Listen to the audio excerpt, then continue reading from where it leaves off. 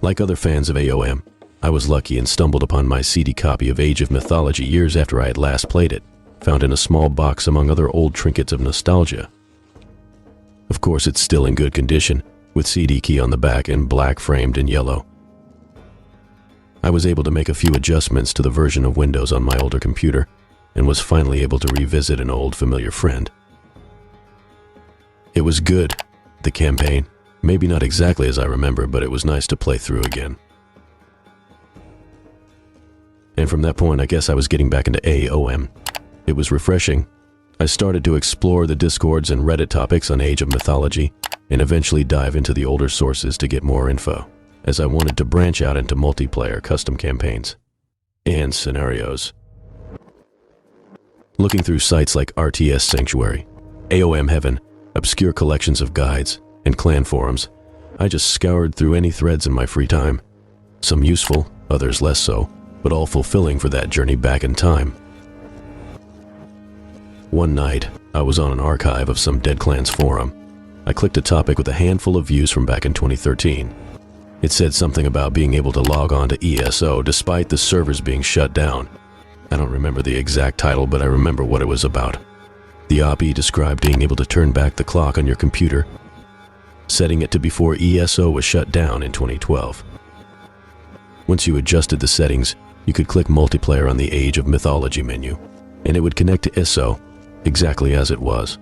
Global chat, custom games, quick match, all of it there. But even weirder, sometimes it showed another user is online. No other details, but just an oddity that piqued my interest. After about 5 or 6 broadening settings, allowed short snare drum rolls and snaps, match found, a shiver rode through the back of my neck down to my spine. The opponent had a rating of 1600, no name shown, only player 2. Just a loading bar on the screen, showing opponent's god was Loki, map, Erebus. I knew this wasn't a standard random pool map. I quickly sent a few messages. Hi, anyone there? Who would go on a dead server to search for rated matches on ESO? I mean, besides myself, of course. I immediately run my Kataskopos to his side of the map. The gatherers, Ox, Cart, and Ulfsark were just standing there. No movements or commands or anything. I run the scout around a little bit more, but nothing else unusual is happening. All of a sudden, the chat fills with a rapid succession of messages.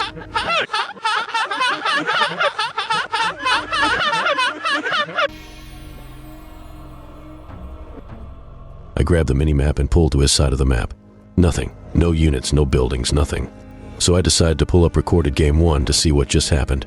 The first review shows nothing unusual, so I reloaded it and watched from my opponent's view log. As soon as the game starts, his mini-map jumps to over my side of the map. And through the unexplored, you have invoked spy power. On my scout, my villagers, everything.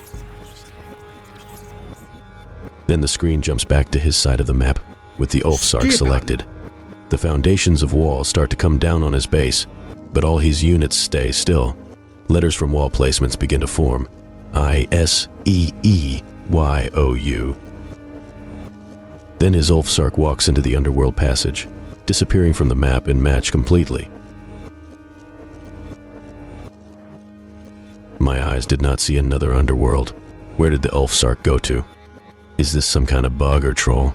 It has to be, right?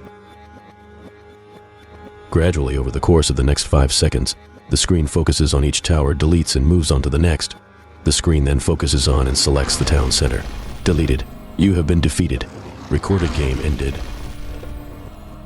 Freaking out, I run into the bathroom and splash my face with water, and look at myself in the mirror. Suddenly behind me, walking up at 4.8 speed, appears a man with an axe.